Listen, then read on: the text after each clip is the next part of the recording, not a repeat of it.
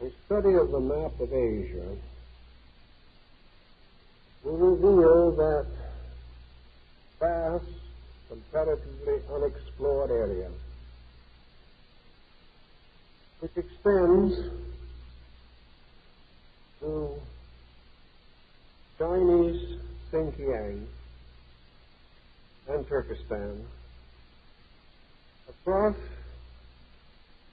an incredible wilderness, desert,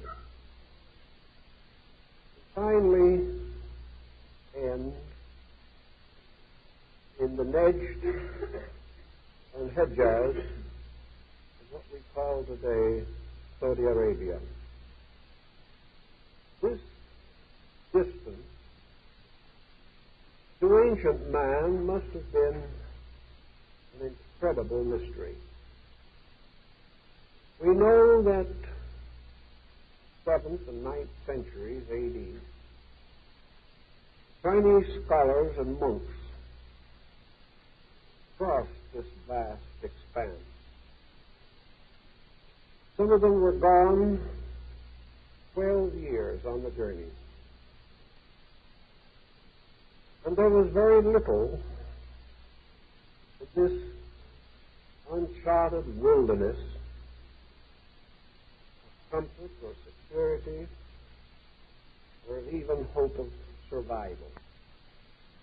But by this long and dangerous path, the silk of China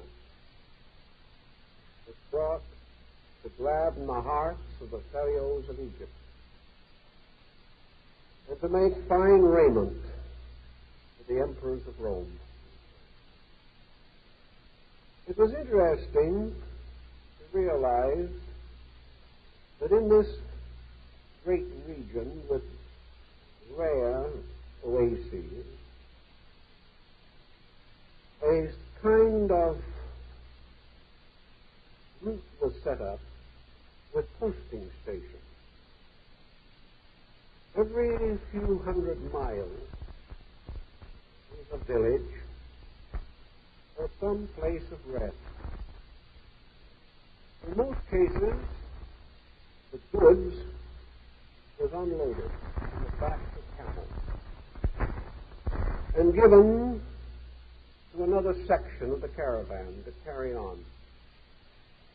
Those who started in China were not likely to reach North Africa. But they did this entire process by relays. But along this same mysterious road, a certain exchange of ideas occurred. The various stations were eager of news.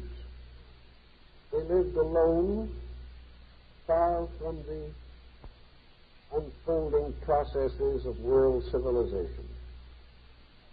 They wanted tidings of the great civilizations that skirted their desolate path.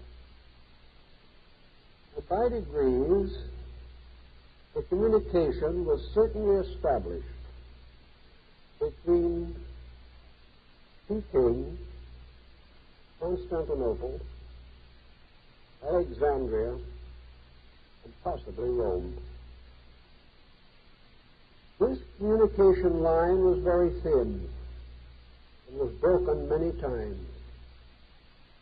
But along this same road later, Nestorian Christians, seeking to escape the persecutions of their more orthodox brethren, fled into the wilderness and reached Peking in the 2nd or 3rd century of the Christian era. So while the going was hard, the road was dangerous, it was heavily traveled.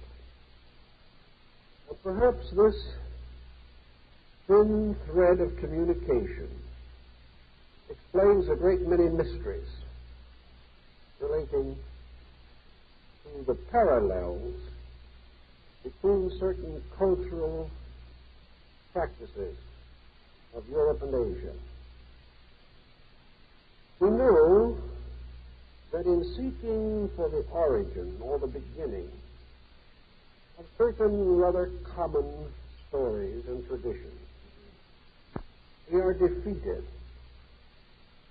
We do not know where this great structure of legendary began. We do not know whether certain accounts were carried from Europe to Asia or from Asia to Europe. We do know, however, the same stories rose in both areas. But perhaps it is better and wiser to believe the Silk Road and the caravan route is the bridge that in those times bound the two hemispheres of the earth together. In any event,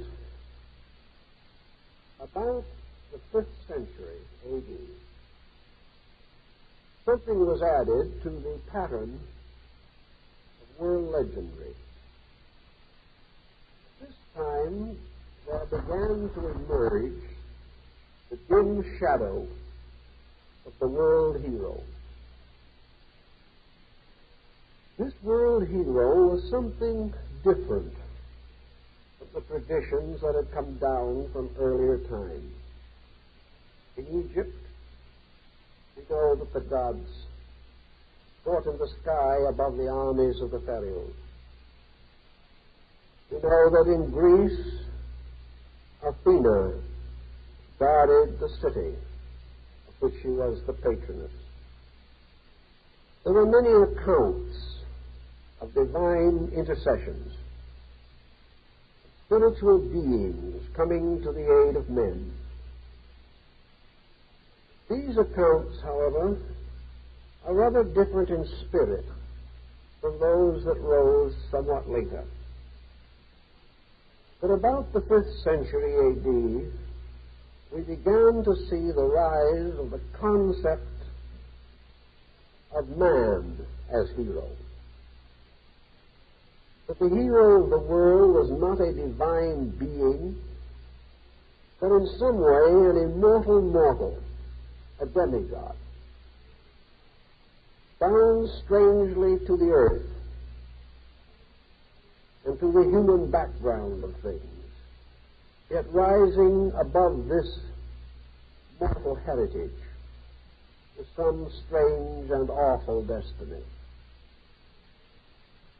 Perhaps the most simple approach to this is to tell something of some of these world heroes and what they meant in their own time. Most of them were associated with a line of literary production that paralleled Scripture, but was never quite scriptural. We have the Nordic sagas, the wonderful legends of the Volsungs, or Siegfried or Sigurd, the hero of the world. And in Western culture, I suppose, the most complete expression of the folk hero was Siegfried. Here we have the man of destiny, a human being upon whom depended even the fate of the gods. For it was through Siegfried that Wotan hoped to restore the reign of the celestial beings over the earth. The world hero, as Sigurd or Siegfried, was a mortal, immortal in several ways. He was strong, he was wise, he was possessed of wonderful insight. He could speak the language of birds and animals. He could slay the great dragon that guarded the treasure of the Nibelung. And yet, he was strangely fallible. For in almost every instance, the hero died. The hero perished by betrayal, by assassination, by the corruption of his followers. Always there was the vulnerable point, the vulnerable spot. Always there was the heel of Achilles. In the case of Siegfried, he was drugged into forgetfulness by his own wife, leading to the final act of this great saga or drama, in which the whole hope of the gods and of men perished in the house of the Gibbetu. All these legends, therefore, are wonderful and sad. We remember the wonderful story of Charlemagne and his 12 paladins, the song of Roland, the death of the hero, whose last message was carried for the trumpet call.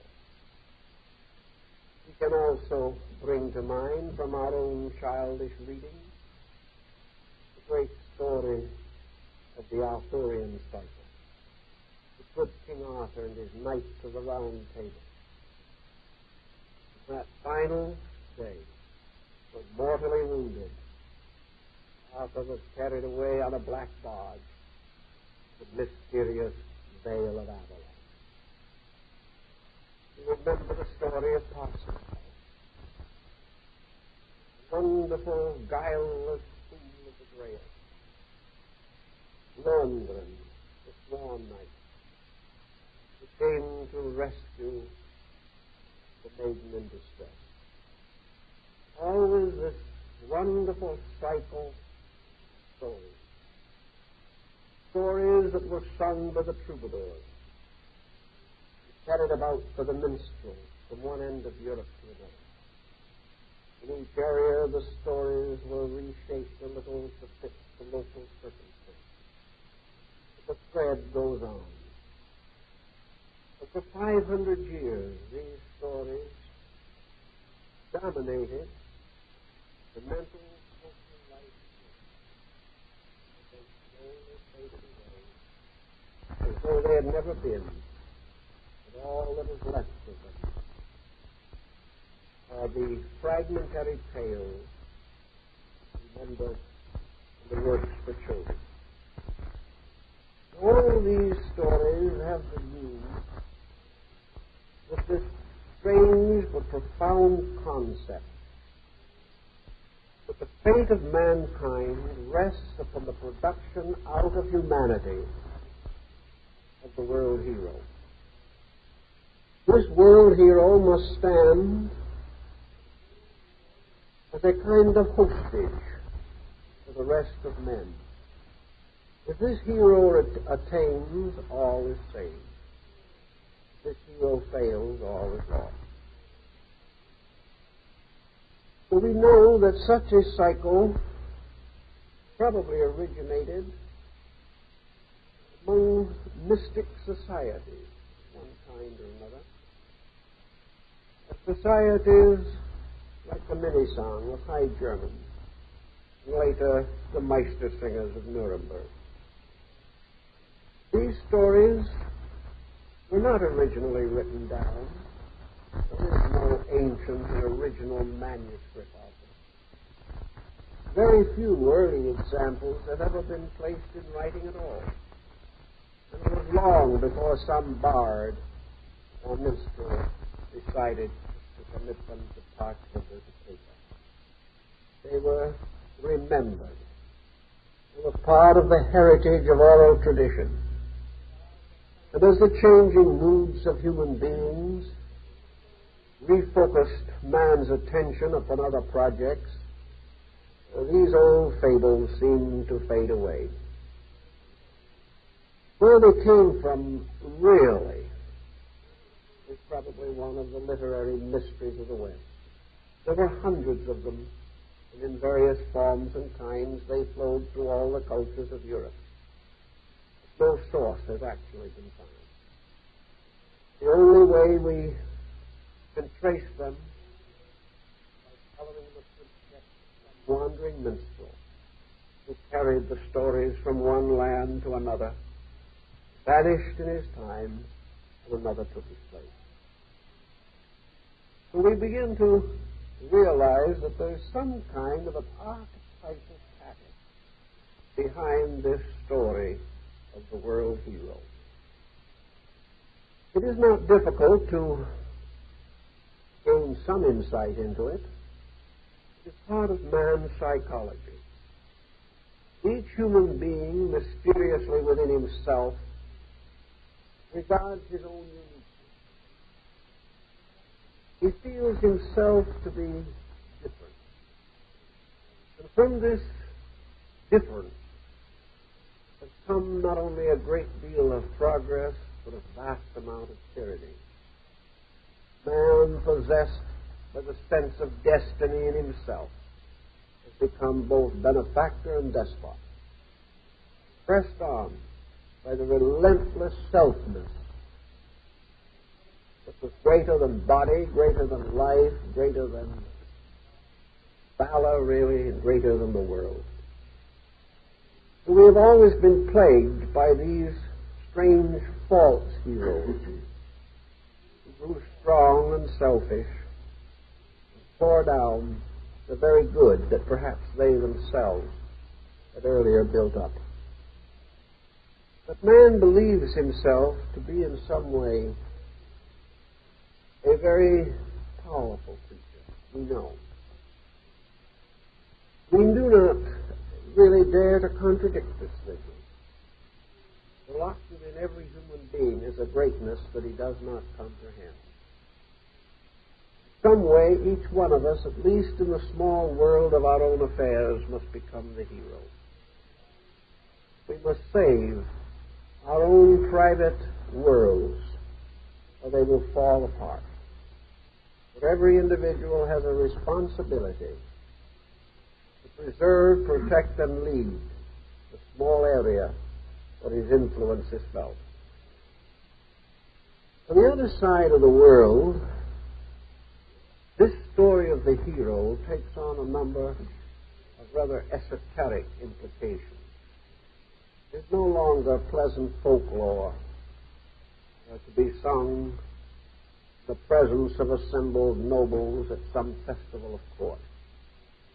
In the East, the hero of the world mingles his personality with the religion, the philosophy, the deepest metaphysics of the people.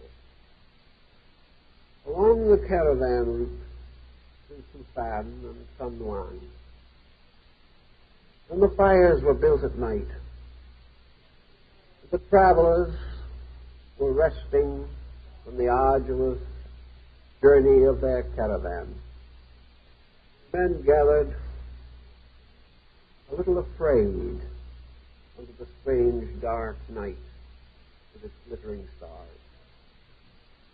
They were little people lost in a great world of sand and rock and mountain and desert. Only by some strange good fortune had they even found the oasis with its preserving water. But these men who lived forever on the brink of disaster and on the edge of danger gathered and told their stories and gave reports of various things. And along this stretch of road came into existence, so far as we can tell, the story of Gesar, the hero of the world. We have tried to some measure to understand how this story accumulated. But even experts in the field have been able to accomplish very little more than those who have tried to trace the legendary of the West. No complete record or account of the great saga of Gesar of Lynn is known to exist. It has been broken up, and fragments of it have become the treasures of countless storytellers. Estimates have been made. If all the known versions of this legend could be brought together, and enough storytellers, each who had a chapter or a section of his own, could be caused to put these together into one fabric, then these storytellers told their tales, each beginning where the previous one left off to make the saga complete. It is estimated that the narration of the story at the rate of speaking 24 hours a day would require better than 3 years. It is an enormous story. So the Asiatic, of course, has never had the attitude for condensation and abridgment with which we are favored by the Reader's Digest. In these lands, men did not desire to briefen their stories. The longer, the better.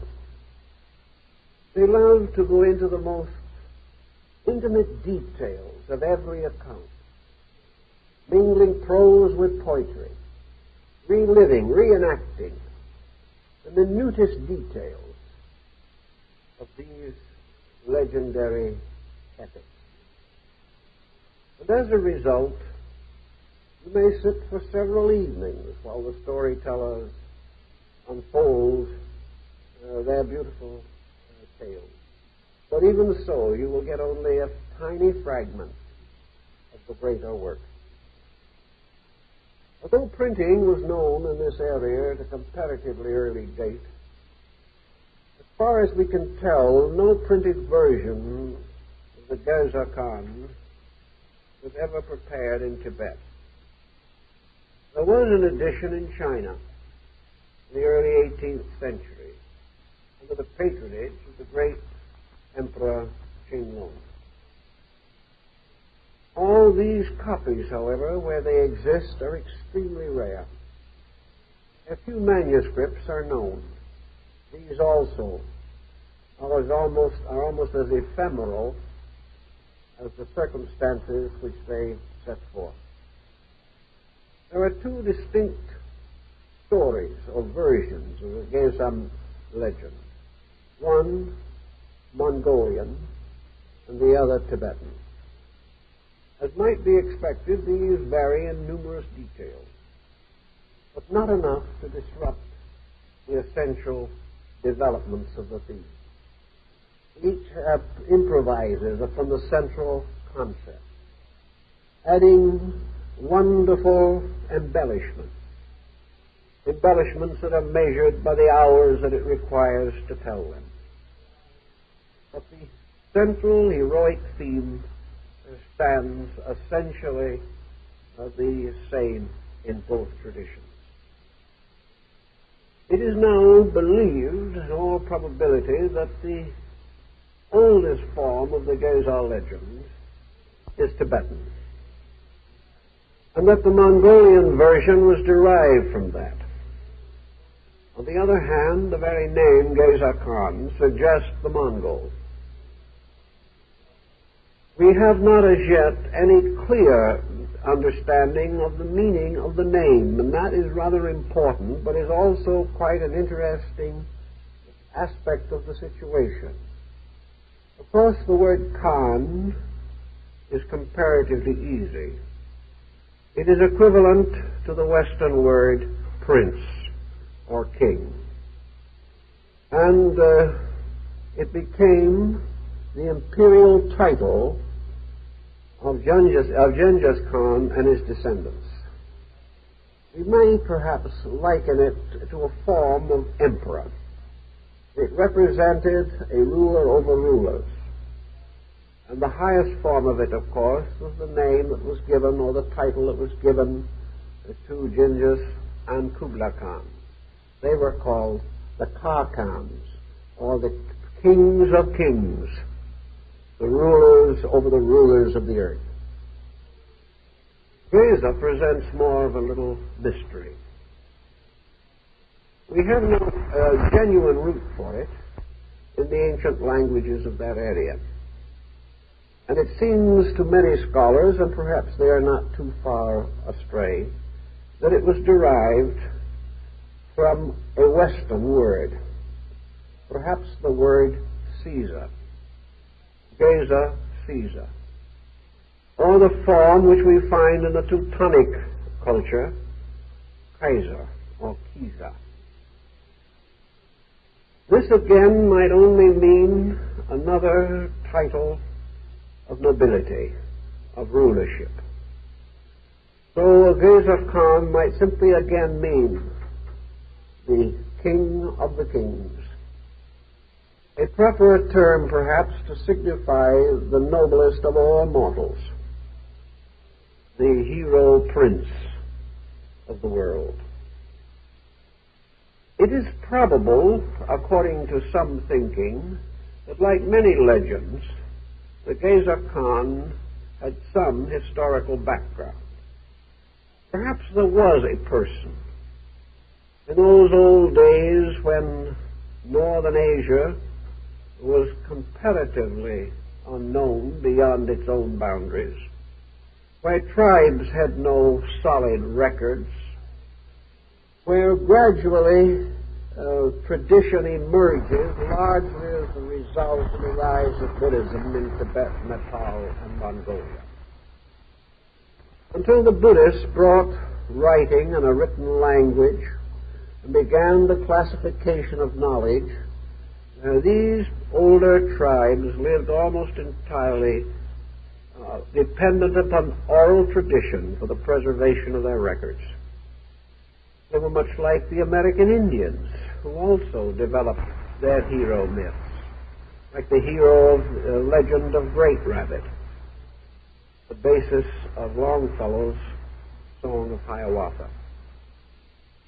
Be this as it may, the historical Gesar Khan, if he existed, was soon dissolved in myth. We have no way of estimating his time, although some feel that he probably could have existed or could have lived sometime in between the 7th and 9th century of the Christian era.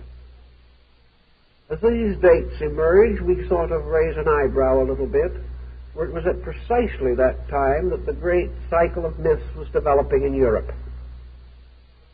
Actually, we would have the Gesar Khan almost a contemporary of King Arthur, or of Charlemagne, or of the mysterious heroes of the Grail. So whatever happened seems to have happened at the same time in two very distant parts of the world. The Khan word also comes back to us from our own Western Hemisphere, the hero of the Aztec Empire, the hero of the Maya people, is remembered through this ancient region as Kukulkan, the feathered serpent. And here in the West, the word Khan seems to signify serpent. But it is also true that whereas it signified serpent, the serpent in its own turn signified royalty, or signified the great wisdom, the priesthood, the supreme rulers of the state, the custodians of the secret lore and legendary of the people. The Gesar Khan includes a number of elements which are extremely reminiscent of the Western folklore with which we are better acquainted. Like all the other heroes of the world, Gesar of Ling was immaculately conceived. He was born, it is said, as the result of his mother drinking the pure water of a mountain spring from a bowl of yellow jade on which were inscribed the 8 emblems of Buddhist immortality. The coming of Gesar of Ling was heralded, was announced. There was a strange annunciation that accompanied his advent. For even then, it was assumed that he was looked forward to, not only by men, but by the gods themselves. In the wonderful world above, in the Tushita heaven, where the Bodhisattva Maitreya rules supreme, it was affirmed or believed that the great powers and the great ones waited breathlessly for the embodiment of the Gesar Khan. Not that he was distinctly and strictly a religious avatar, for this is not the case. Rather, he seemed to be what we might call in Europe the defender of the faith. He was the hero warrior. He was the one who was to protect the truth down through the long ages of darkness.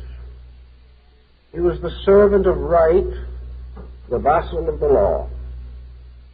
And just as the knights in Europe dedicated their swords before the altars of their faiths, binding themselves into a semi-religious order of chivalry, and just as this chivalry produced these perfected virgin knights like Sir Galahad, so it was believed that these wonderful, dedicated persons were not soldiers in the ordinary sense of the word.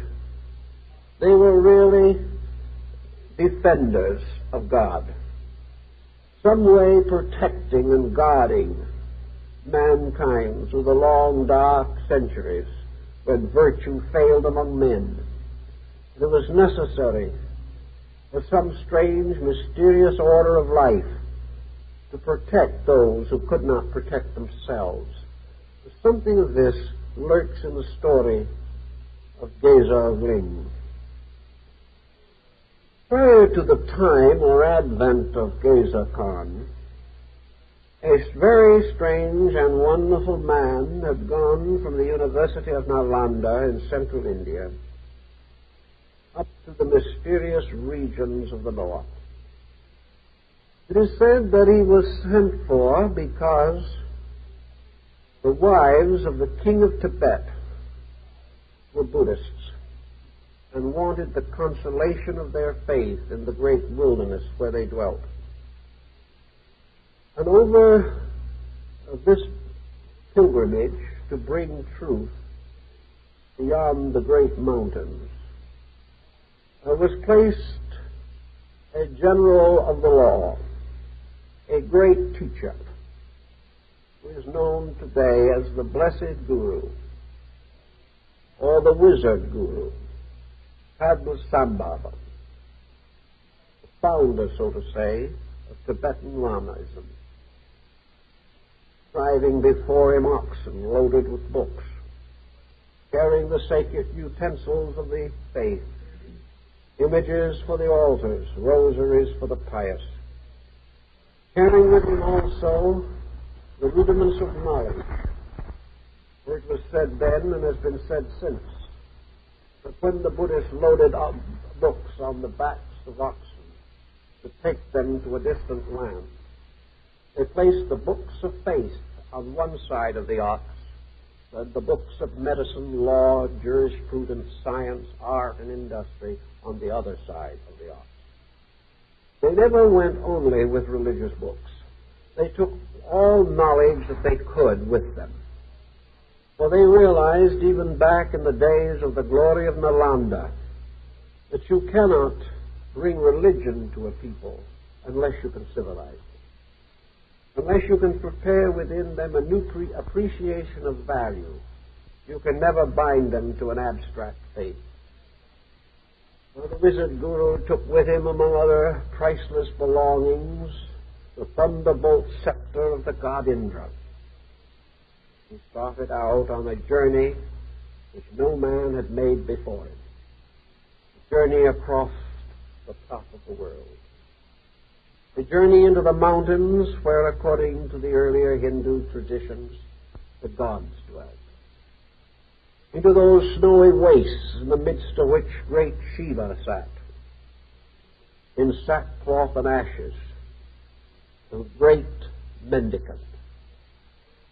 using his own life and his own soul as a hostage for the salvation of men. And here also in these remote places were demons, monsters, strange animals and still stranger men, animals that ate the flesh of each other and men that ate the flesh of men. And into this unconquered, unknown world of snow and height, of long winters and short summers, the blessed Guru made his way, finally crossing this incredible expanse of wilderness, surviving infinite hardships, and turning the thunderbolt dagger in one direction and another to destroy the demons that guarded the passes. Padmasambhava came finally to the court of the king of Tibet. Here he was kindly received. The mere fact that he had survived was itself the greatest miracle that he had performed. And Padmasambhava not only converted the king, but established the first temple or monastery to his faith. Here, under royal patronage, were carefully preserved the books that he had brought, and young men turned to study them under his help and guidance. He remained for some time there, until he was able to ordain monks and form a Sangha, or a brotherhood of the enlightened. In the few years that he was there, his wondrous thunderbolt performed one miracle after another. Human sacrifice ceased. Cannibalism ceased. The strange primitive beast deities of the wandering Tibetan nomads, although they were invisible like spirits of the air, were converted to the true faith by the matchless preachings of the wizard Guru. In every feat of magic, he surpassed the magicians. In every wonder and miracle, he was able to transcend the achievements of the shaman and all the other primitive witch doctors of that world. And in the course of things, he made the doctrine of the blessed law the central wheel upon which the turning culture of North Asia was to move from that time on. Finally, when he had completed all the works that he was supposed to do, he rose into the air, and with a chariot of followers, of singing musicians, of angelic beings, of saints and sages, not normally visible to men, he floated across the sky on his journey to another land which had called him, the island of Ceylon. We do not know much about the legend of the blessed Guru after his departure from the northern land. But we know that in the course of time, this legend came to be involved in the myth of the Gesar Khan. One involvement was, the first, that the blessed Guru Padmasambhava is reported to have announced the coming of the King of the world. In other words, he was the one who made the prophecy, who established the pattern.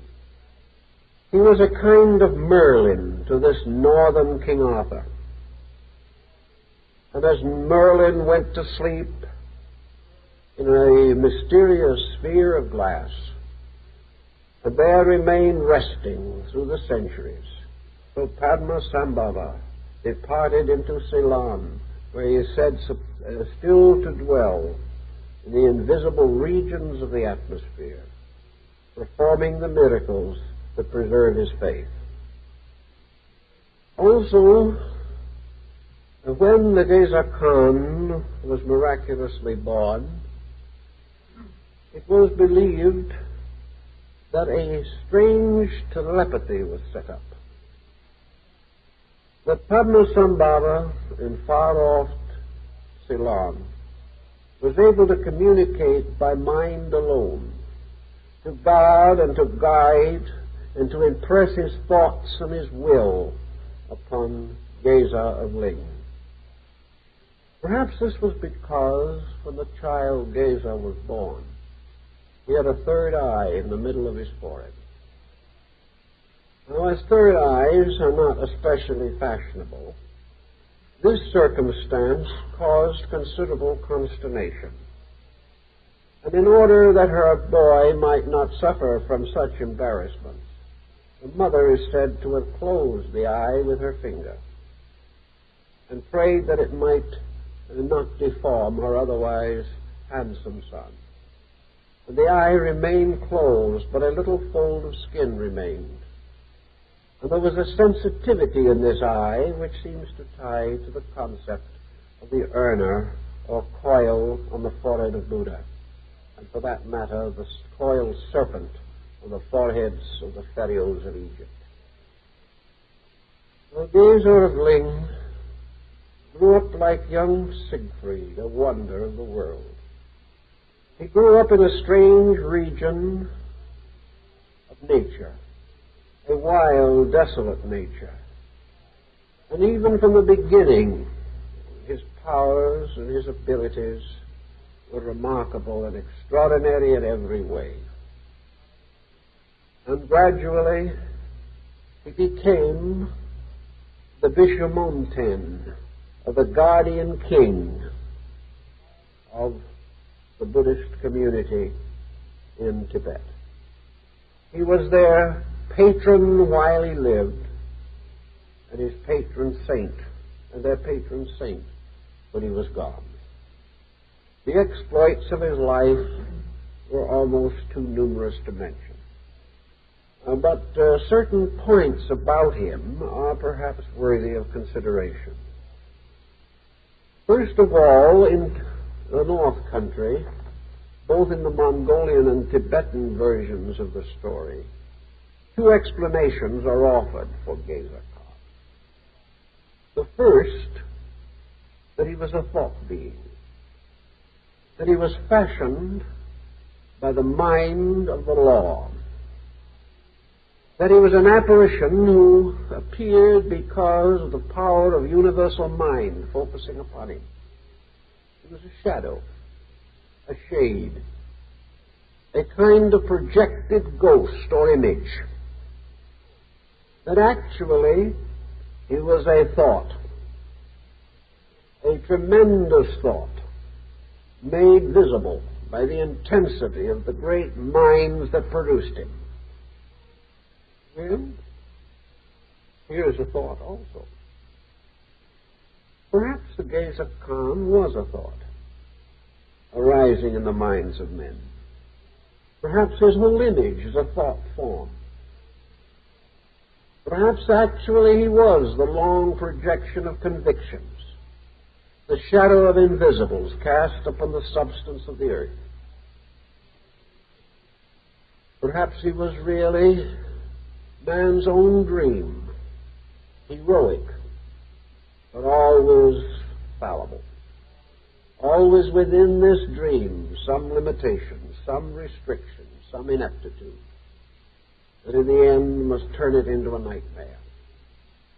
The second explanation for the Gesar Khan is that he was the embodiment of a bodhisattva, that he was actually a kind of fortuitous incarnation, that the great meditating powers resting in judgment over the world could project themselves, taking on forms at will, inhabiting these forms until the purposes were attained, and then departing from them. Some of these legends tell us very frankly that Gesar Khan was a kind of special child, that in his infancy and youth he was himself that he had embodied from the mysterious regions of the Tushita world, but that in the price and course of his embodiment, he had assumed the obligation that at a certain time and under certain conditions, he would turn over his body, renouncing it for himself and placing it at the disposal of one of the bodhisattvas. This being would then enter into it and perform its ministry or achieve its purposes by dwelling in the body of another. And then, when the time was finished, the bodhisattva would restore the body to the entity which had originally fashioned it. Now, this seems a kind of a strange belief, and yet what else do we have in the 3 years of the ministry of Jesus? We are told that a spirit descended upon him in the form of a dove at the baptism by John, and that this spirit departed from him at the time of the crucifixion. Why are we telling any essentially different story? It might be shocking to think of it that way, but at the same time, if we have the courage to think it through, there are certainly parallels. How did these parallels come into existence? Did some strange account of Jesus reach this region through the Nestorian migrations? What was the way in which the various elements of the Gesar were brought together? All we can say is that he was regarded either as a projection of mind or as the embodiment of a bodhisattva. One of the great beings in meditation sent his own mind and consciousness into the form of this lad and used this form to accomplish the preservation of the people. The next point that I think we have to bear in mind is that the background of Gesar is also very closely tied with two other important elements. One of these elements is the mystery of Shambhala, the city of the gods. In the Tibetan legendary, particularly as we meet it along the old caravan routes, where the legendary is vivid, if not always entirely authentic, there is the belief that Gesar of Ling was one of the mysterious princes guarding the ramparts of Shambhala. Now, what is Shambhala? It is the city of the gods. Shambhala is the mysterious abode in the north. And in those desert days when the northern lights played in the cold hours of winter, it was believed that these radiances in the sky were flickering lights from the ramparts of Shambhala. Shambhala was the seat of the invisible government of the world. It was to Shambhala that the great Arhats had gone. It was Shambhala that was the abode of the immortals. It was from here that the regent of Shambhala guarded and guided the destiny of the whole world.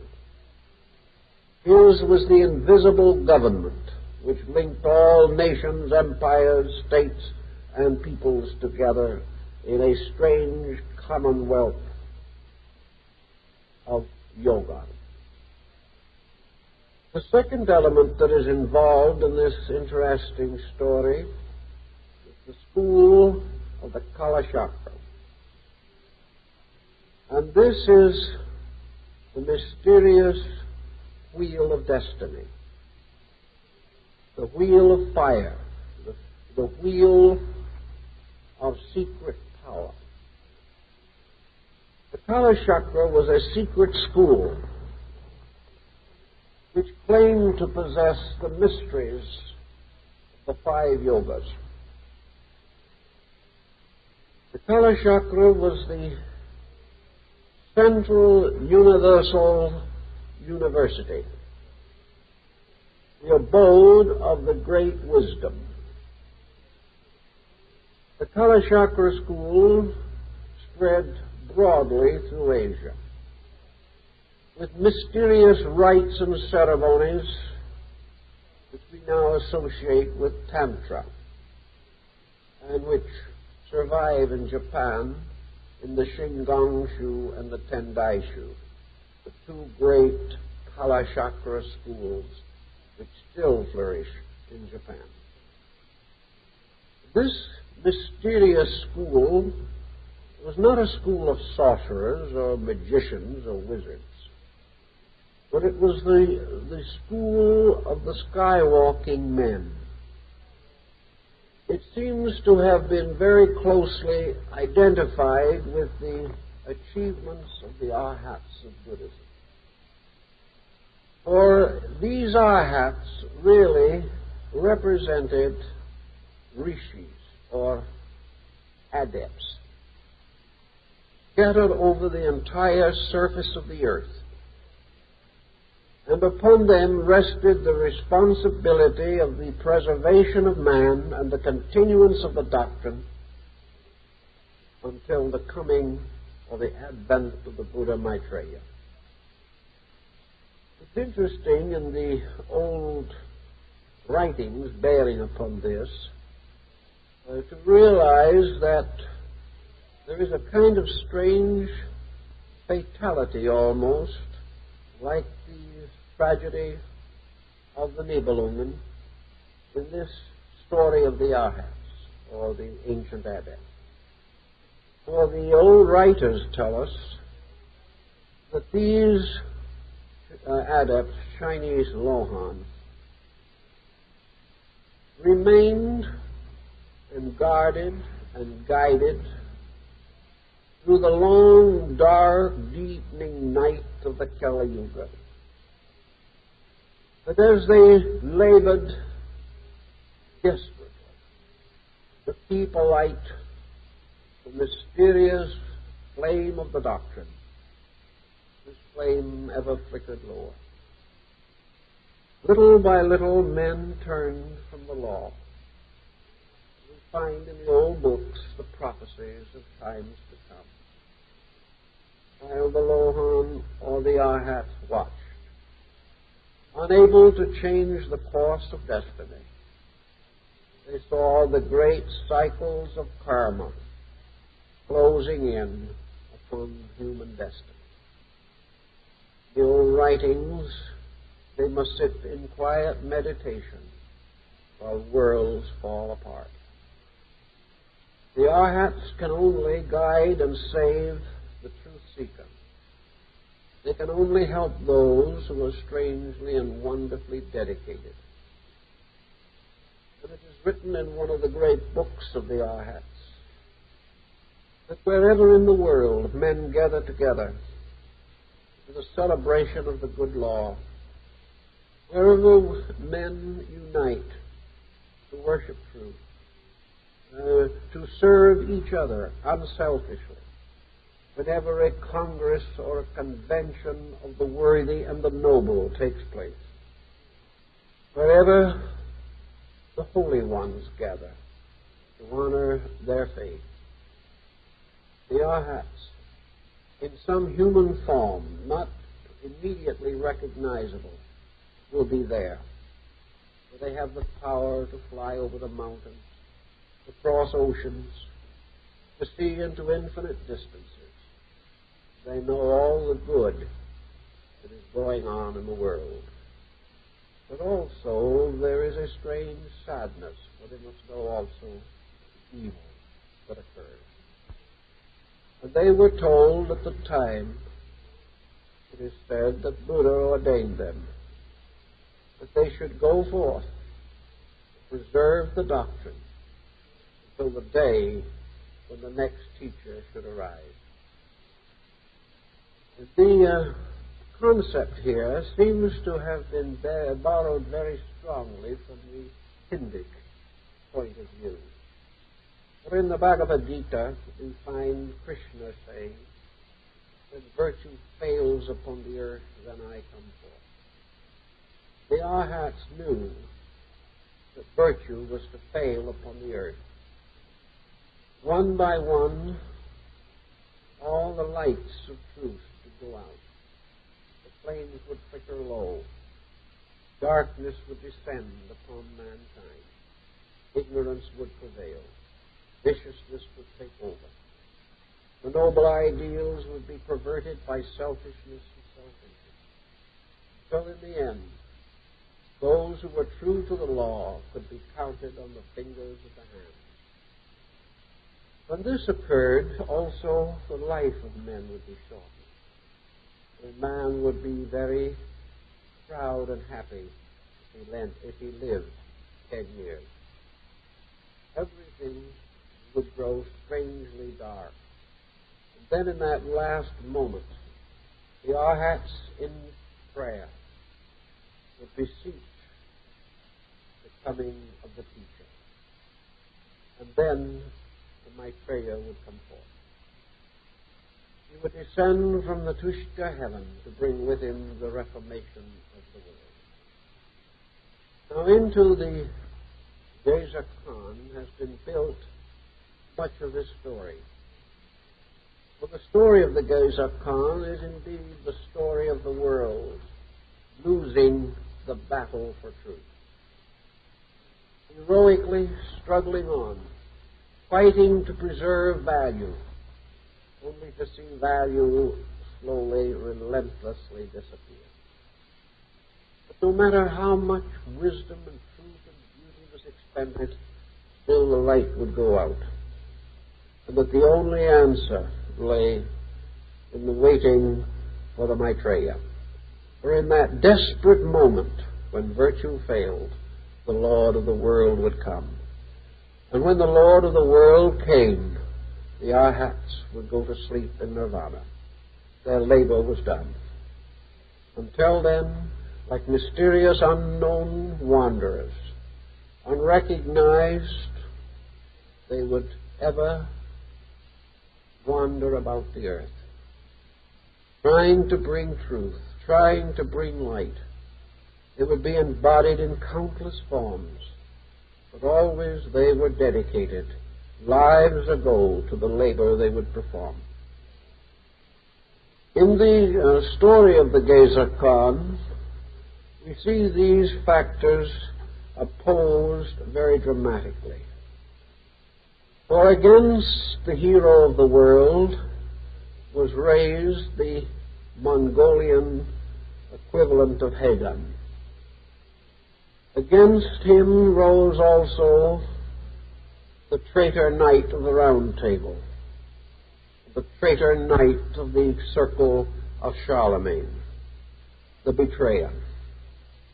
And this betrayer is present, of course, in the Gesar Khan story, working constantly to undermine the labors of the hero, resolved to destroy the great king in order that he might rule instead.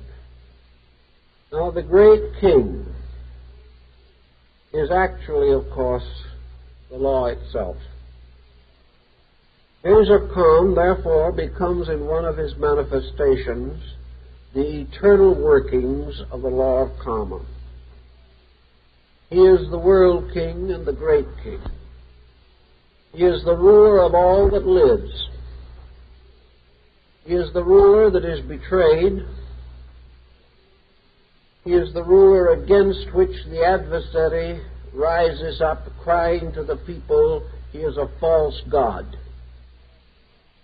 We realize the same thing in our Christian tradition, the betrayal of Christ. For on this occasion, Christ was accused of claiming to be the true King of the Jews, the true Son of God. Lion of the tribe of Judah. Therefore he was condemned because he was accused of claiming kingship against the kingdom of Herod and the kingdom of Caesar. These points are again paralleled in the Gesar Khan. Here we have the world king representing the great pattern of the law, who has come with the greatest strength and power that man can bring for the salvation of his people. He comes to preach the true doctrine. He comes as the warrior of the law, probably somewhat parallel to the Japanese concept of Fudo-myo, the flaming, demon-like appearance of Buddha. He comes as the avenger and the defender. He comes to warn the world that no man can break the law and survive. But in this case, his enemies raised against him not only the fault of claiming temporal kingship, but ridiculed him as a pretender. I think we can see this working out in the story of man's philosophy also. How many today would believe, for example, in the immutable operation of rebirth and karma? How many would accept the fact that the universe is a great moral structure, a great ethical complex, that it is in truth and reality the absolute wisdom syndrome, that it is the self-sustaining, self-managing, all-governing power? How many would acknowledge that we are the citizens of a moral universe, and that we cannot with impunity break the rules and the laws? This was more or less the dilemma of the Gesar Khan. For like universal law, he was ridiculed. He was ignored. Every effort was made to destroy his empire. It was the empire of truth. Everything was done to betray him, to pervert the law. Men claiming in their selfishness that there was no law, but their own ambition. Turning to the law to destroy it in order that they could maintain a world of ignorant superstition and fear. Thus, his subjects, over-influenced by their temporal leaders, turned upon Gesar of Ling in the same way as the people of Jerusalem, aroused by the priests, turned upon Jesus. And those that had first glorified then cried out, "Crucify." This was paralleled very closely in the Gesar story, but with this one difference, that in the Gesar of Ling episode, the personality is very thin, and underneath it, the pattern of the meaning is rather obvious, more obvious perhaps than where we build a strong historical situation, which we are most prone to accept. But in the Gesar of Ling, the king of the law is, of course, the agent of Shambhala, the city of the law. Gesar of Ling was ordained in Shambhala to be the instrument and vassal of the law. He was therefore sent forth to defend the law, to be its hero, to preserve it against corruption, to strive for it, live for it, and if necessary, die for it. He was therefore the holy soldier. He was, as we say it in Europe, so many times defender of the faith. And yet the conspiracies rose against him. And in many instances these conspiracies would have succeeded had it not been that in the moments of greatest emergency, the apparition of Padmasambhava, the projection of the wizard teacher, came to him, counseled him, and gave him that Merlin-like instruction. Here we also almost see or sense the presence of Gunamon, the old knight of the Parsival cycle. Padmasambhava remained the instructor, the Merlin, the wise man, and in most instances was able ultimately to enable Gesar of Lin to achieve the purposes for which he had come into the world to fulfill. As time went on, of course, the great battle, which in the Nordic cycle ends in the Ragnarok, the end of the old world and the end of the world of the gods, closed in upon Gesar of Lin. He won all the battles, but he lost the war. He went on and on, struggling, striving more and more enmeshed in the mysterious sorcery of circumstance. In a wonderful, mysterious way, he again parallels the problem of modern ethics. We speak of justice, but we are unjust. We speak of honor, but we are dishonorable. We talk of law, and then we compromise it. And thus we, in one moment, support Gesar of Lin, and in the next moment we betray him. All the intricate and wonderful happenings of this life are, to the Tibetan and Mongolian mind, proper subjects for infinite fabulizing. And we can see why this would be true.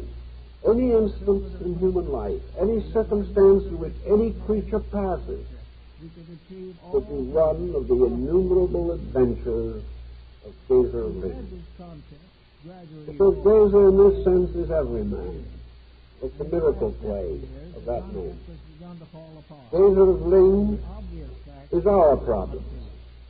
The days we spend, the nights we walk the floor. Gesar is the little conspiracy which affects every one of us. For he is the image of our common problems. He is the image of our common struggle, our fight for survival against the closing pressures of adverse circumstances. Everywhere the hero struggles on, only to finally fall under the blows which he cannot survive. And the whole pattern was, of course, established by Buddha in the beginning. He told firmly that the doctrines would gradually vanish from the earth, that men would therefore have to wait with whatever patience their karma could provide until the advent of the next week.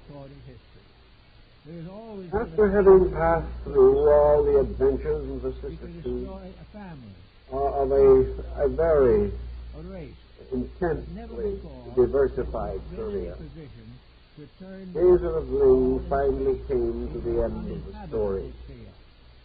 In one way or another, the world hero always dies. Because this is a Buddhist world hero living in a world of Buddhist conception, he would not die of the sword, nor would he naturally do so in the symbolism as it would apply to Eastern religion and philosophy. We find Gesar of Lin seated upon a rock, with him four of those who had been true through all the ages, his four nearest and dearest friends. They sat together in meditation. Suddenly there was a great flash of light. The five disappeared together. All that remained that if we look was the carefully, rock we will of find their that empty close robes. to the walls that were They had fought gone in the beginning of the present back century, into the mystery the wars of dominated the no Shang military Shambhala religion or of which justice. they had come. We have had And many there, wars according to the legend, they still wait. committed in the name Wait of for the fulfillment of the end of the crusades prophecy, into the Holy Land, the cycle that must yet be fulfilled. sacred site of Jerusalem, and Now, the prophecy of the Gesar Khan goes on in this way. After it was obviously impossible to achieve at that time the fulfillment of the world's desire, a prophecy was given that the land would come under great evils, that one by one the houses of wisdom would be deserted or destroyed. Little by little the teachers would be persecuted. The monasteries would be empty. The books would be burned. And all that had been a great and wonderful world would return again to the desert from which it had come. And in the transformation, the keeping of the world would pass to the despot, to the false one, to those who reviled the law, betrayed it, and those who martyred its saints. And there would be a great and terrible darkness, a darkness of hopelessness. The body of the faithful would be scattered in many lands beyond the borders of the world.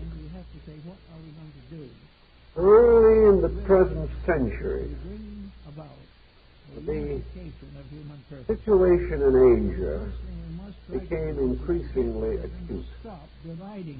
Travelers who visited not only Tibet, but traveled along caravan routes, men exploring like Roy Chapman Andrews, or seeking the mysteries of the old culture like Sir Orlstein. These men camped with the pilgrims, camped with the merchants on the caravan route. And as early as about the time of World War I, legends began to flow along the caravan route. Legends to the effect that a great crisis was coming, a crisis that men had never known before. And the oracles, the living prophets of Tibet, began to speak of these. And everywhere it seemed that the world was rushing on to catastrophe. A catastrophe greater than men had ever known. But the Mongol and the Tibetan seem to have a faith that we do not have. They seem to have hopes and convictions that have not sunk very deeply into the consciousness of Western man. But even these poor wanderers from the sand and under the stars had something of a deep, abiding faith in them.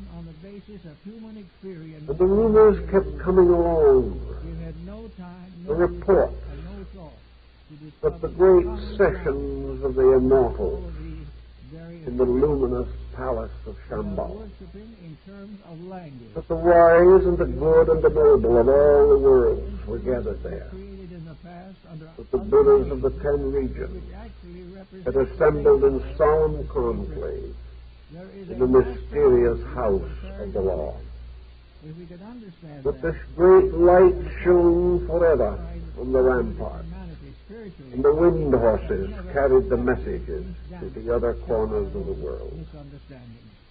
The report was that the time has come for the appearance of the King of the world, that he must come in a strange and wonderful way, like the baptizer of old, crying out, "Prepare the way of the Lord and make his paths straight." Spirit of God that is something the edict of the law was into common words that the great armies of the light on language. That is the were reason to why unite the against logic the armies of is darkness, God. as Because happened the in Lord, Egypt, we cannot when the overcome hosts of differences Typhon finally that came imply face to face or infer with the in sons our of the thinking. Golden Hawk. We therefore worship the Here name, was the Armageddon. not realizing Here was the these great things war. come in spite Here of was the our final alignment of good and evil. There is only one creating That power. they, There is in the no vanguard of the army of the law, There is no reality. was There to is rise no Gesar of Lynn, and there is no escape who had waited for a long time divine purpose for the for day. which this world was fashioned. And with him would God ride created the world. his generals and his captains, He created all the those who had waited patiently in the same Tushita deity world watches each for the sparrow coming fall. of the Is King of the one world. power. One And tremendous, this infinite, mysterious creative, power benevolence. One was to ride forth uncontrollable with the armies, existing always for the fulfillment of its own and purpose. then beside the campfires men speculated Unfoldment of the out purpose under the of Mongolian the stars. eternal deity. What does this mean? How shall we Actually interpret it? accept. Why do we hear For us to that the change, Gesar Khan goes is somewhere about else. to return? We are perfectly entitled How do we know that he is to liberate us to desire. But from let us bondage? strive to achieve the How do we real know that he is to plant the banners of the law upon the highest same ramparts God of the under east? another name. That his flag shall fly, Mythology and the red in which crested all the gods in heaven are fighting spears all the nations of the earth. with their yak-tailed No pendants fighting gods over the would be city seen of again. today as the deity What is rises this over secret the army walls of Troy? that was to rise from the dust, The law and his own that was to be embodied These from the shadows of old have things? been sanctified and This justified secret army to be immaculately conceived, to perpetuate misunderstanding. should rise To finally some degree at least, as nearly the all detectors and the permit keepers of human destiny, of some type of a new order of chivalry. misunderstanding. Now, some of the Mongolians, Differences in Tibetans, basic principles the people of North India, are treated. and the Chinese of the 5 provinces, No reality in they were foolish people. They were not all ignorant some ways to camel drivers. of truth to carry So forward. they could not just believe in a legend And among all the by which there would suddenly appear before them an army such as might have been raised 1,000 years ago by the banners of Genghis Khan. of discovery, They could not believe this type heavens above us of coming. are not at war There had to be with something hell else. as well as with The the other. coming of the King of the So world when we try to achieve this, had to have a meaning I think this probably deeper is and more valuable than this. to realize that there are 2 ways of And so finding the God. That is speculation the way spread by a into the philosophy itself in Japan, Korea, among the Buddhists of the Diamond Mountains, even among the saints and mystics of Nepal, northern India. He cannot find the security that Speculation in the was brought finally into harmony world around us. with the teaching itself with which the whole project was involved. We know perfectly well The only answer that could possibly mean not anything really was that believing what he says he a believes. host of He entities, claims to believe that souls, he is part would of come one into the family, world. but he is just going to exert This his own host of souls would arise from a certain and peculiar his chemistry. own activity, so he But in this desperate time, believes that we the should patient ones, so he doesn't marry. the armies of the We Lord, do every day, claiming the that there are disciples gods that are real, but whose these number gods was in beyond here legion, is the most important thing that we claim. they would be the ones who would become the soldiers of the King, The individual believes first here, everywhere upon the earth, to be at himself, a certain time, and according to a certain law. freedom upon those around. There would be an influx Last analysis, the of only enlightened souls. individuality of which we are capable These enlightened souls have would be the a arhats, mistake if we want to call them that. realities, there is no freedom. That incredible array extending How can you beyond escape from truth? the power of Why vision should you want to? in the magnificent apocalyptical production of the lotus of the good law. Because he has an unreality of his own These to cherish. would be the awakened He ones, wishes to do as he please in a world in whose nature the seeds of eternity had been sowed. we see around us today. For it was said, or believed, Of and the old Jataka tales of the embodiments of Buddha carry the same message. and we also see Believe that in the course of ages, in the vast cycles of time which have preceded our present day, in every now generation, we realize that there's another end. We seeds haven't of even truth guessed, and that fell is into a the possible souls of men, world conflict in beauty germicide. and of hope. It's a display These are the bija or bija which we seeds, can the manufacture seeds to of Buddha. destroy each other. The Buddha is nothing but a People think it should personification sober somebody. of the world truth. It should represent Now into the souls of men fell these to little destroy himself and his world. soul seeds. Now all of this is not really due to the But fact some of that these somebody seeds is bad. fell upon sterile It is not ground due and they died. to the fact that some And people some of these seeds fell into the fields, and the birds of the air devoured them. it is simply due to Some of certain these seeds basic fell upon attitudes good soil which the human being has grew carried with him since and the beginning of multiplied his existence. in a He has wonderful been way. warned of a million times. For there is nothing greater or more wonderful than the multiplication of the These mustard seed. mistakes invariably and inevitably So those in whose souls the seed of the law had been planted, but he never realizes that he in their various embodiments, were not aware of this. can cure them. They have no In other knowledge of words, it. if we wish to survive as a The world, mind we've got to stop that awakened with birth did not tell them of the old seed. self-satisfying way of Seed was in the heart, we have now and in followed. this it was good seed. We cannot keep on watching. And in the hearts of these we cannot there keep gradually watching developed or unfolded the tree of the learning soul, nothing from them. And as mentioned in the mysticism of Sami. The time has There is much of this come to same discover concept hidden in the writings of Meister in Eckhart. our own nature and do something Those in about whose it, souls be the able to seed build had found good resting that we place, so gravely hope to find. experienced transformations which they did not understand. Start a new attitude. In a wonderful way, they became Now what what do the we Bible might call the salt of the earth. we need is what most They had within them socialist countries a great power they are gradually discovering growing that up, without ideals, the power they are going to go down. to serve and to know and to So-called sacrifice for successful, truth. communistic They states became the are in great desperate trouble.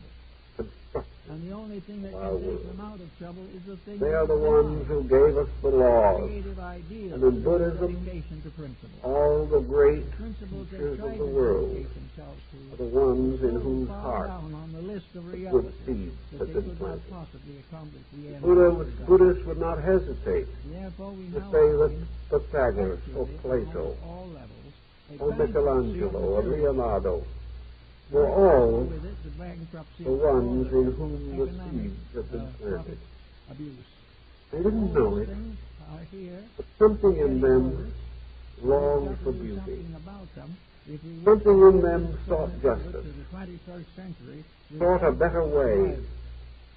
When these Small seeds children now sprinkled into so our freely into our world, small children also must fell face into this. humble hearts, We may be with them for a into while, kindly people but if the world who never is going to achieved inherit distinction, the substance of our mistakes. but who lived every day a little more kindly than their neighbor, Rather than a legacy, more ready to sacrifice, decay, and pain. more easily brought to realize Our religion. the beauties of wisdom, Recognizing more ready to develop the eternal emotions which alone are his own justified: statement of compassion, constructive belief. appreciation, He has to make this realization. statement to himself. He has to These live, and he has to live. were the army of the light. He has to either believe For in the great the emergency, principle of good, the light or was in them. does not believe that. And in the day of the return of Gesar of Ling, Consequences of that He would call forth the light in the soul. He would see in the souls of all those who possessed it the flickering flame of the doctrine. In some strong and in others weak. But they are his army. The army of those who refuse to die, who refuse to give up beauty, who have died perhaps 100 deaths of pain, but will not die. Each time they come back, the little jewel shines more brightly, the blessed symbol of the blessed law. So these thoughtful say, these, in humanity itself, these people, these souls, perhaps they are nearer to us than we realize. And perhaps that same life is in our own souls. But if this be, then we are banded together to form the army of the Hasheshti, the sons of the light. In a certain time, when otherwise things would fail, these would be called, and out of space they would come in a great army to be embodied. When they are born, they would not have the slightest idea of their destiny. It would all be wiped out as it was wiped out of the mind of Gesar of Ling. But these could not refuse their destiny. When the time comes, they will be reminded in a mysterious way of the duty they are here to perform. And when the word reaches them, they will awaken. That is, they will awaken within themselves. This does not mean that they may necessarily still know why they were born. But they will know that they were born, and that this call is the most important thing that has ever come to them. So they will rise and follow in the way of the call. The call itself, of course, is a strange projected phantom of this embodied bodhisattva, Gesar of Ling. He symbolizes the awakener. When he arises and speaks, when he gives the great battle cry from the ramparts of Shambhala, then those who are waiting will rise with him. They will instinctively and inevitably become the army of light. For this they were born, whether they know it or not. For this they have lived countless lives, whether they remembered them or not. For those who form this army are the ones that somewhere, sometime, vowed that they would discover the truth. And all that living which they have passed through has had a strangely refined something about it, because they were born each time with this instinct for reality. But otherwise we cannot tell them. But we do know that in this world some men live for power and others for kindness. Some seek worldly honors and others reject it. Some feel that success is everything and others choose quiet lives of learning. No one knows just why, but it is in the karma of these beings. It is in the core of them. For in some are the soul seeds shining more brightly than in others. In that day, something has to happen, by which, in a single moment, those who have received the call and have become embodied as the sons and daughters and children of a generation will suddenly hear the voice of leadership. They will hear the mysterious order, All of these things which in the echoes of ether and in the mystic vibrations of things it's trying to let inner comes space forth conquer outer in the space. heart of the Kala The Chakra. inner space is soul. It is the They most know that the time has come to turn the wheel of soul destiny, in the planet, in the sun, and they will rise, and no army on earth can defeat them. and in the beast, and in the And what will be the kind of war that will be led there is a power by of the life hosts of Gesar? struggling to fulfill itself. The scholars tell us, and the old yogins who have knowledge There of is no these things, principle of evil, that this will be no bloody warfare. misusing good. This will be a strange, fatalistic war of light. The greatest of use of all. In this war, So we're trying to get ready for there will be no way of telling we've got to friend and enemy one of them from is the we've outside. got to get spiritual They will value. mingle together. We've got to find ways. There will not be any definite that materialism battlefield, is the security but there will be a rising of principle against compromise. or ignoring There will come forth a strong, powerful urge here with the victory of corruption. to make straight We do not think of it, the way of the Lord.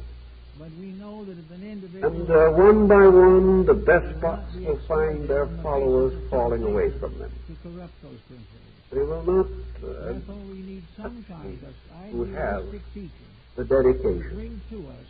From the outside, it may seem all a strange. In many nations, Freaks of this does circumstance. exist to some degree. No one perhaps will know why it all happened.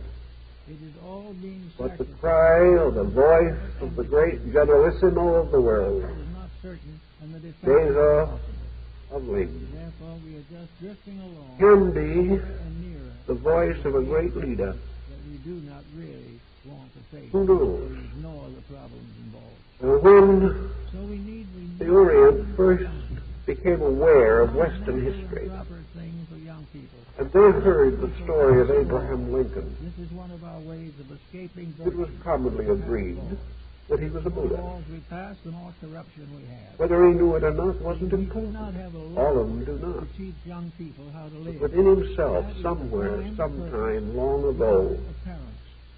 the It is seeds the of light soul's were job sown. of learning from those who For this light he lived. learning to If he live faced right with from this light, parents he who live died. right. This is the only way it He was, in all Eastern way of thinking, corruption and one of the arhats, integrity, one of the great teachers of the law. there is no social order. It wasn't important whether he knew it or not. It It is only from the inside of things that you can tell. the individual. It is only those who have the inner eye that can know In a very great statement. the plan that moves behind the face of things. Is more secure. than But this was the integrity point under of consideration. There is no nation That that is when the great than the most corrupt. flying sky horses carried their messages to all parts of the world, Correction here. some would hear and know. Comenius, When the banners of Shambhala were unfurled, and the great Tibetan tankers showed the king of Shambhala stepping down from his throne, system is a kind it of meant graduate institution. that the day was near. The child goes for No one knew how near. having received the basis of No one knew when the great betrayal, the great crisis, where in the moment when, the parent doesn't according to the Hindu belief, know. The parent hasn't. man reaches an extremity The child's children. which his wisdom is not great enough to assist him So to the first meet. line of defense against That moment, the Lord of the world comes forth again. This is one of the great problems we have to Now we begin to sense, We've got to start with even at our something present before they day, go. the coming of this extremity. And we cannot do it by We legislation. realize that We cannot put a policeman. not only are we beside confronted with a the great law. international We struggle, cannot demand these things from but that the parents. struggle is coming onto our streets, into our homes, Therefore, into our hearts. The integrities of this level, The forces are arrayed strangely as though on a battlefield. basic values of There are no faith. boundaries to this battlefield except boundaries of thought and ideals and This is principles. the beginning of the child child's growth.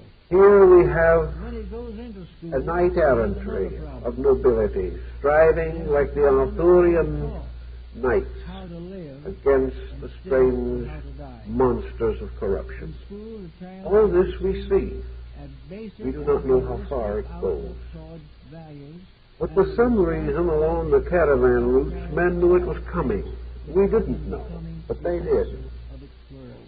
We thought we were going blissfully on our way, There has to be building a ideals great in school. material There will not culture be any in life. that would bring heaven to earth. Now we get to the point perhaps But instead of doing so, it is threatening to bring hell to earth. perhaps this child is already on its We are no longer secure in these things. propriety, simply on the But we basis see in Asia itself the rising of this great we turmoil. have another problem. That We of were told long ago that the day would come when Tibet would be ravaged, employers have a when its holy ones would be destroyed, when its saints would be martyred, when its people would be scattered, integrate the characters but it would suffer also a diaspora, individual who works by which business, the business an innocent itself people being would be dishonest or dishonorable. cast to the wind. Simply adding The to Tibetans the- believed this. and that They knew it was coming. adding They saw it in the portents of the stars and the rattling of the oracle bones. and They become knew it was more coming. mature in thinking. So All this, the they also, by the same prophetic quality, made a kind of analogy that is very, very interesting. It's always interesting to find some small group of ethnic structure, some comparatively slight and fragile nation, likening itself to the whole world, seeing in its own destiny the destiny of humanity, and in its own salvation the salvation of all other men. Tibet had this also. And this they shared with the Eskimo. For the Eskimo believes that ultimately he will rule the world. There's a long way to go, but he may make it if present trends continue. To Tibet, their own country was a microcosm of the whole. The disasters that happened to them were disasters parallel in all other nations.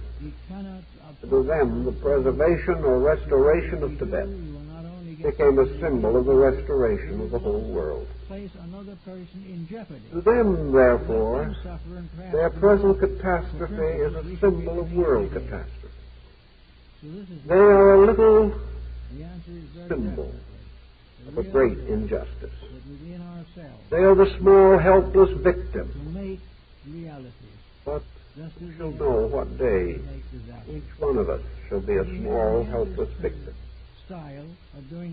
But Tibet has been long touched by the grandeur of a concept of the Mahayana school.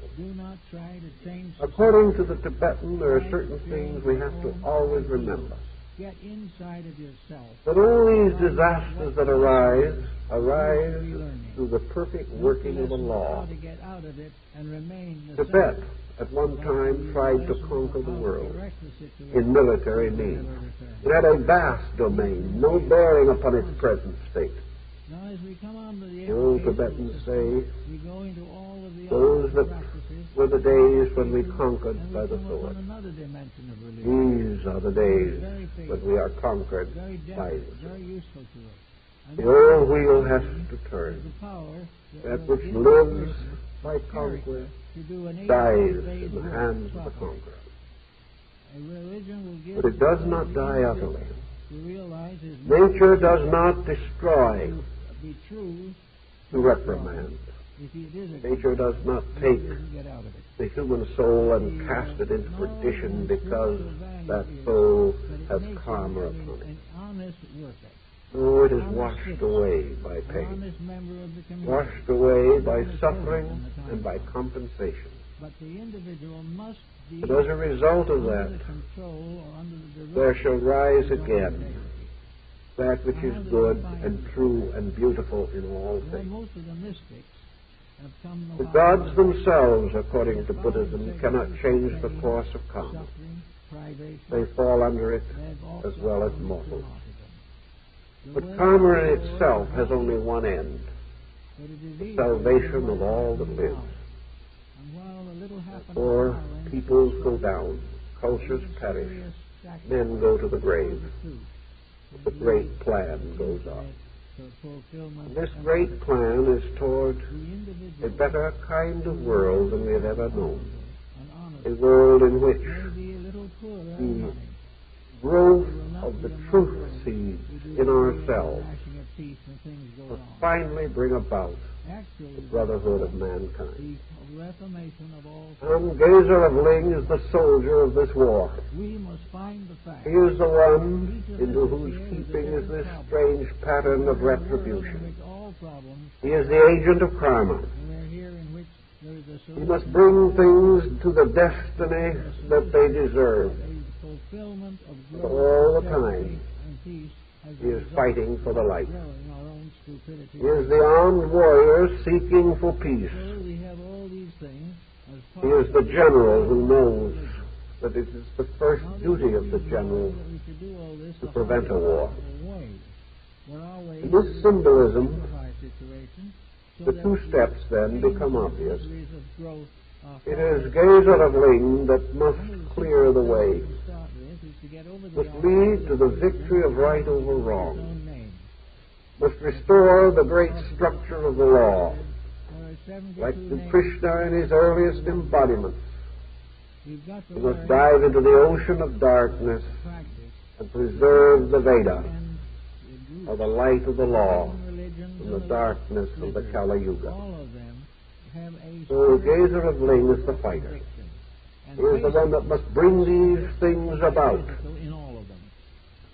who must gradually force the karmic pattern into its proper relationship with truth. When he has accomplished this, he will then lead his armies and his generals, and they will line up in great files of glory before the ramparts Shambhala. And they shall bring their glory to the King of Kings, to the great Arhat of the color. He then shall Gesar the Khan say, I have prepared the way. Not by bloodshed, but by forcing the clarification of principles. It had to take off its load. My armies have risen against compromise. We have been tired of fighting and wrong. There came into the world those who rose against evil and overthrew it, rose against corruption and cast it down, rose against tyranny, and tyranny is no more. Then, according to the ancient legends, the kings of the world, the great Arhats of Shambhala, will prepare for the next great cycle. In that time, they shall announce the coming of the Lord Maitreya. This is the body of the legend. Now, the thought of the thing is very important, I think. How shall we ever be able to solve the problem we see around us every day? The only answer probably that is possible is that at the appointed time, the great army of souls held in suspension behind the veil of life will move into embodiment together. If this happens at any time, then the generation that follows must be greatly altered. Then ulterior motive will not find its victim. For these dedicated souls will not be lured by the hypnosis of evil. They will not be corrupted by selfishness or self-centeredness. The moment we produce a powerful army of the incorruptible, corruption is gradually destroyed. So the Gesar Khan legend means to the Tibetans and the Mongolians that an army of souls waits to be born. And when the trumpet sounds, they will be born. And when they do come into the world, they will be the soldiers of the guardian king. They will be the soldiers of the great law keeper, the guardians of the temples and the sanctuaries, the Neo and the Tenno, all of the strange and wonderful symbols of the protectors of inevitable. For each of these guardians stands at one of the four directions of space and is obligated to see that the great wheel is never destroyed, to protect value, that the valueless shall never triumph. And the Tibetans and Mongolians believe that this is the way, and that the moving into the human race of these wiser souls is the answer. Under normal conditions, these wiser ones are assumed to come in, one here, one there, according to the needs of times and places. But when the need is universal, when problems are no longer limited to nations or races or small parts of the earth, but the problems are the whole earth, then they cannot be solved by one entering here and another there to find the ear of a thoughtful ruler. Now the great legions of the Arhats, described in the Lotus Sutra, extending as far as the eyes can see, in every direction of space, these legions fade out of the heavenly world and are born as infants, to grow up, to pass through all experiences that we know, but to have within them the priceless treasure of the flaming jewel, by which in their own hearts they can never be corrupted. These are the armies of light. These are the soldiers of Gesar of Ling. And in the light of this, I think the whole story takes on a very dramatic and rather inspiring aspect. And perhaps you will find it worth thinking about. Thank you very much.